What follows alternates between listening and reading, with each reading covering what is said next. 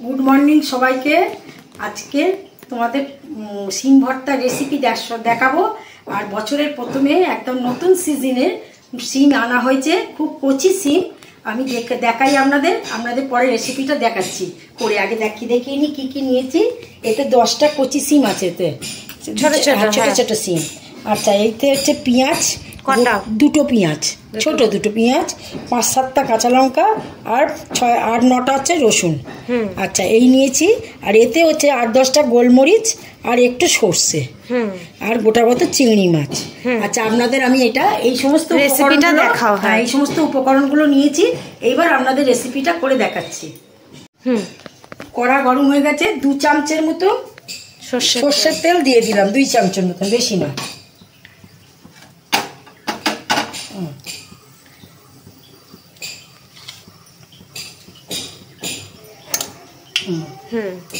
এইবার সিমগুলো এতে দিয়ে দিলাম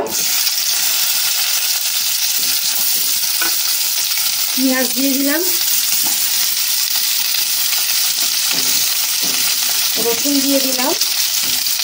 তারপরে কাঁচা লঙ্কাগুলো একটু ফাটিয়ে দিয়ে দিচ্ছি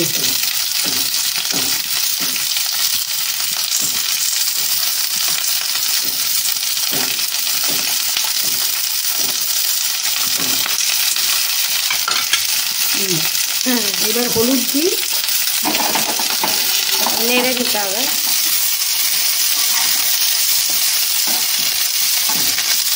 পরিমাণ মতো হলুদ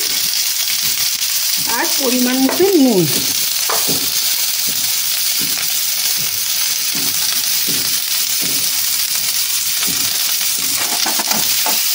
দিয়ে নেড়ে নিতে হবে তাই তো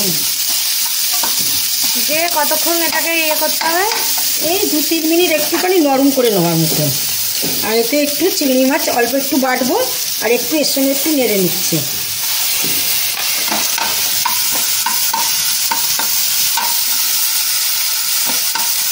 চিংড়ি মাছটাও এর সঙ্গে আমি বেটে নেবো একসঙ্গে ওই জন্য এর সঙ্গে নেড়ে নিলাম এটাকে চাপা দিয়ে 2-3 মিনিট মতো একটু নরম করে নেবো একটু নরম করে নিতে হবে চাপা দিতে হবে আর কাঁচা গন্ধটাও সিমের যাতে চলে যায় সেটার জন্য এটাকে ইয়ে করতে হবে উপকরণগুলো দিয়েছিলাম প্রত্যেকটাই নরম হয়ে গেছে সিমের গন্ধটাও চলে গেছে প্রায় এইবার মোড়া আছে রেখেছিলাম এইবার আমি বন্ধ করে একটু ঠান্ডা করতে দিচ্ছি কিছুক্ষণ ঠান্ডা করে নিয়ে তারপরে মিক্সির বাটিতে ওই সর্ষে এইগুলো সব কিছু দিয়ে সর্ষে গোলমরিচ সব কিছু দিয়ে আর একটু 2-4 দানা মিষ্টিও দেবো এতে দিয়ে আমি মিক্সিতে ঘুরিয়ে কালো জিরের ওপর তেলের ওপর ভাজবো ঠিক আছে এই সিমটা ঠান্ডা হয়ে গেছে সব কিছু জিনিস একসঙ্গে ঠান্ডা হয়ে গেছে এই যে এর মধ্যে এগুলো দিয়ে দিলাম মিক্সি বাটিটা হ্যাঁ মিক্সি বাটিটা একটু ধুয়ে নিয়ে একবারে দিয়ে দিলাম তারপর কড়াটা আগে বসিয়ে দিয়ে আসি এই যে এতে কি কি অ্যাড করবো আরও দেখাই এর মধ্যে গোলমরিচ আর সর্ষে 8-10টা গোলমরিচ আর অল্প 1 চামচে সর্ষে দেওয়া ছিল এটা এবার দিয়ে দিলাম এর মধ্যে এইবার এইটাকে চিংড়িটা কড়াই দিয়ে নাড়বো আচ্ছা আচ্ছা এটা এবার মিক্সির বাটিতে একটু গুঁড়িয়ে নিচ্ছি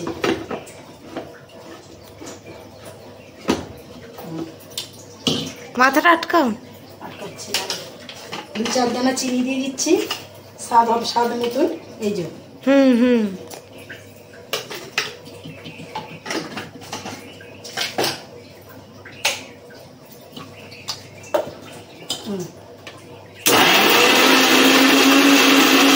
ওই কড়াইতে একটু তেল দিয়ে দিচ্ছি অল্প 2 চামচের মতো সরষের তেল পুরো রান্নাটাই সরষের তেলেই হবে 2 চামচের মতো সরষের তেল দিয়ে দিলাম দিয়ে এবার এই 2-4টে চিংড়ি মাছ ছিল দিয়ে দিলাম এর মধ্যে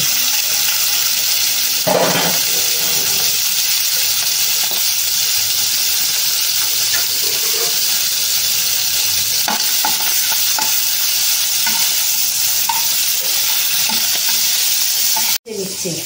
চিংড়িটা সরিয়ে একটু কালো জিরে ঢেলে দেবো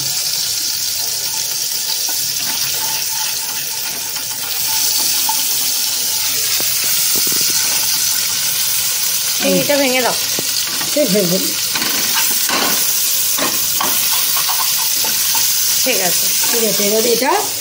যেটা বেটে রেখেছিলাম এটার মধ্যে পেস্টটা দিয়ে দিলাম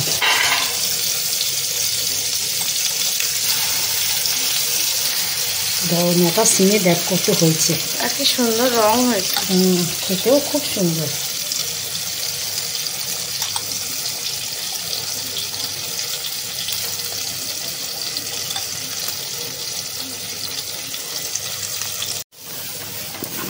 এবার আর কিছুই না, তেলের মধ্যে এটাকে নাড়াচাড়া করে নিলে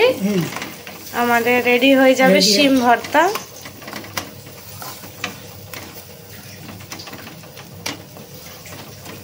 একটু নুন ঠিক আছে কি আমি দেখে নিই। নুনও ঠিক আছে, কিচ্ছু লাগবে না। দারুণ লাগছে। ঠিক আছে, ঠিক আছে। এই শিম ভর্তা আপনারা গরম ভাতে খেয়ে দেখবেন, খুব ভালো লাগবে। এই রেসিপিটা দেওয়া রইলো। আমার শিম ভর্তার রেসিপি যদি আপনাদের পছন্দ হয়ে থাকে তাহলে একটা লাইক করে দেবেন, একটা সাবস্ক্রাইব করে দেবেন। নমস্কার।